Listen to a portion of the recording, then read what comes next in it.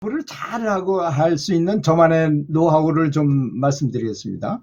제가 했던 방식인데요. 매일 연구를 열심히 하고 나름 정말 최선을 다해서 끊어지지 않게, 되도록이면 끊어지지 않고 최선을 다해서, 저는 가장 중요한 것이 감사한 마음을 갖는 거라고 생각한다고 그랬죠. 부처님께 귀의한다, 돌아가서 의지한다 하는 뜻은 저는 감사하면 된다고 생각해요.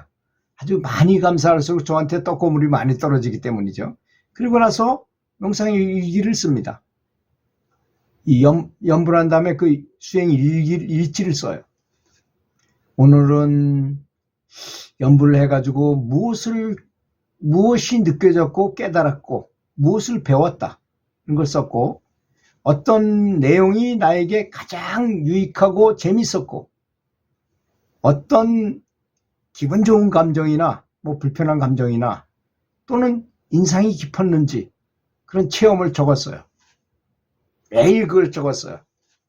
그것도 되도록이면 시간이 이렇게 적혀져 있는, 시간이 이렇게 1시부터 2시, 3시 이렇게 해가지고 오후 8시까지, 그래가지고 그 시간대에 맞춰가지고 그걸 써놓으면 편합니다. 그리고 한번 그걸 다시 한번 쫙 읽어보면 내가 하루 종일 어떤 생각을 하고 어떤 수행을 했고 어떤 느낌을 받았구나 하는 걸 한눈에 쫙 볼 수 있기 때문에 그렇죠. 이런 건 굉장히 중요합니다. 왜 그러냐면 그냥 어떤 공부를 한 다음에 그냥 지나가 버리는 거 하고 다시 한번 이렇게 뒤집어서 생각해 보는 거는요, 2번 사는 거하고 비슷한 느낌을 주더라고요.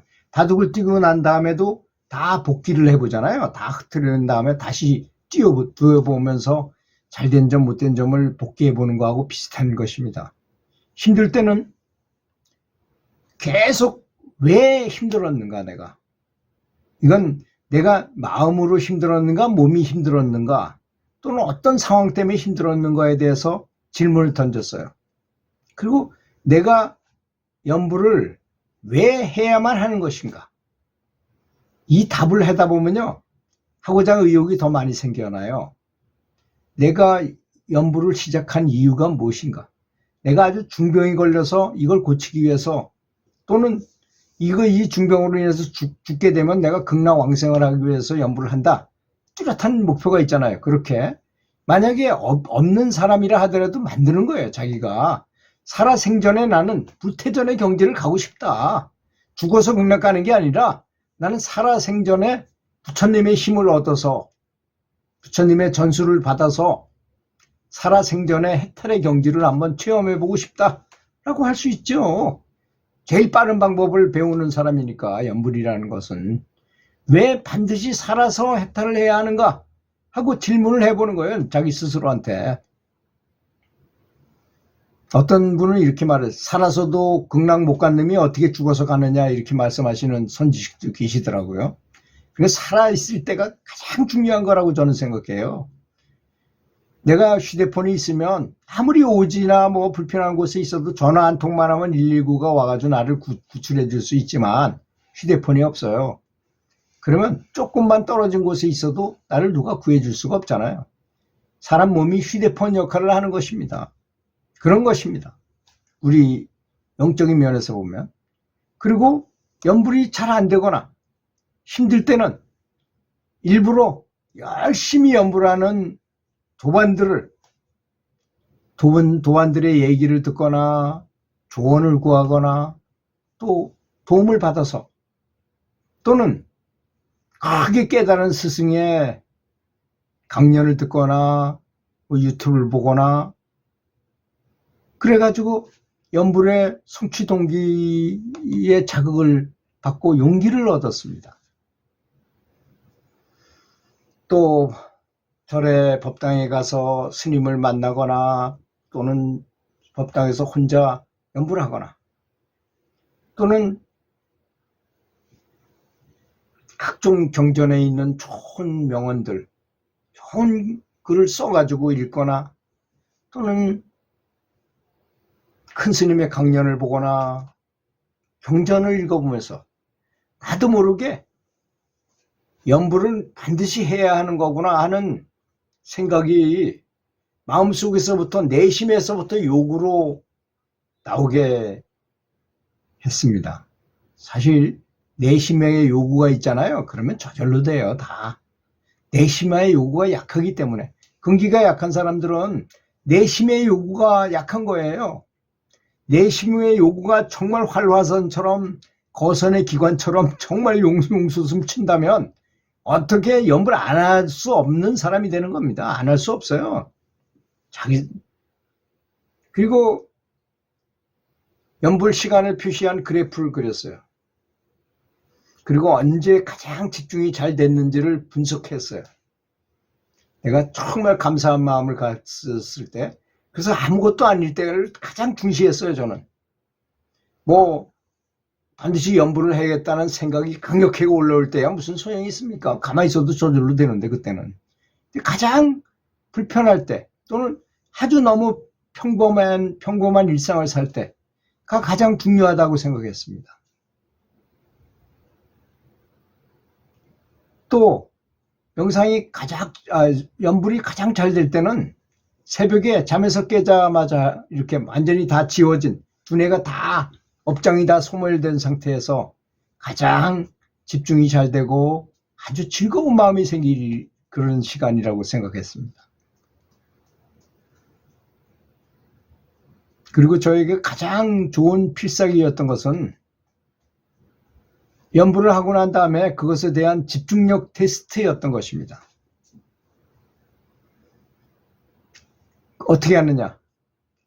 내가 연불을 아주 열심히 하고 그 연불하는 마음 그대로 가가지고 운동하는데, 테니스 치는데 가서 그걸 부처님에게 바치는 공약물로 집중력을 바칩니다. 그리고 실수하면 아이고 하고 소리 지를 거를 관세음보살하고 이렇게 마음속으로 소리 지릅니다. 그리고 모든 사람들을 부처님으로 보고 공을 잘 맞추는 방법을, 집중력을 육신으로 움직여서 직접 테스트하는 것입니다. 그러니까 연불하는 것은 이론 공부를 하는 것이고 테니스 치는 것은 실습을 하는 거라고 생각했다 이겁니다. 아주 좋더라고요. 연불을 그냥 하는 것보다는, 가만히 앉아서 그냥 하는 것보다는 걸으면서 같은 동작을 반복하면서 아주 좋은 숲속을 새소리도 들어가면서 음이온도 맞아가면서 피톤치도 받으면서 이렇게 연불하는 게 훨씬 더 좋듯, 테니스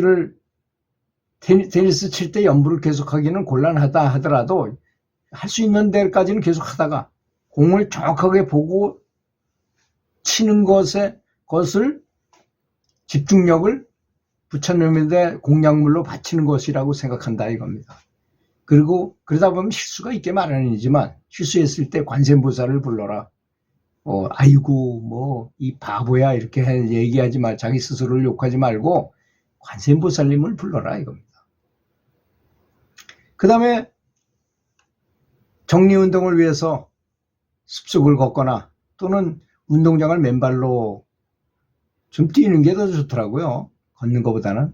요즘 허리 고치는 어떤 분이 말씀하셨는데, 어떤 의사 선생님이 말씀하시기를 약간 몸에다 몸을 쿵쿵 부딪히는 정도의 뛰기, 그러니까 조깅, 뛰는 것도 아니고 걷는 것도 아닌 중간을 조깅이라 하거든요. 그런 상태로 뛰면 이게 쿵쿵쿵쿵 울리면서 척추 사이에 그 기름이 쫙 발라진다는 거하고 똑같답니다. 그래서 치료도 되고 또 예방도 아주 좋다 그래요. 사실 허리가 아픈 건 다 운동 부족이잖아요. 제가 여러 번 말씀드렸지만 사람은 척추라는 장대에다가 내장을 매달아 놨어요. 이렇게. 다른 동물 보십시오. 이렇게 돼 있으니까 이런 수평 네 발로 걷고 있는 데다가 여기다 매달아 놨으니까 고장나기 어렵잖아요. 이거는.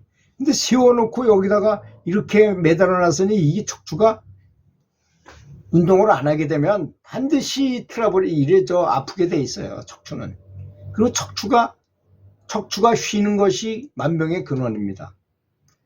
만약에 위에 해당하는 척추가 쉬었다면 위암이 걸릴 가능성이 높아요. 위염이 걸린다거나 위가 나빠질 가능성이 높고, 그 다음에 목 디스크 있는데 그렇다면 또 거기에 해당하는 병, 이 척추마다 다 해당하는 장기가 다 있어요. 그래서 척추를 피는 것 너무나 중요합니다. 제가 명상이나 연부를 하면서 느낀 건데요. 보조 운동을 하지 않고 연부를 계속하게 되면 몸에 아주 큰 손상이 갈 수 있습니다. 반드시 척추를 펴는 어떤 운동, 뭐 둥근 나무 토막을 가지고 등 굴리기를 한다든지 여러 가지, 또 뭐 맥켄지 운동을 한다든지 이런 보조 운동, 그래서 요가를 만든 겁니다. 요가는 움직이는 명상이란 뜻이에요. 원래가 그 사람들이 오랫동안 수행을 하다 보니까 몸이 자꾸 망가지니까 할 수가 없잖아요. 그래서 만드는 것이 요가였거든요. 그래서 요가 같은 걸 하면서 뭐 요가를 못한다 하더라도 국민초조 하루에 2번씩 하고 걷기 계속하면서 하시면 아무런 문제가 없으리라고 보여줍니다. 반드시 살아서 생전 해탈을 하시기를 기도합니다. 들어주셔서 감사합니다.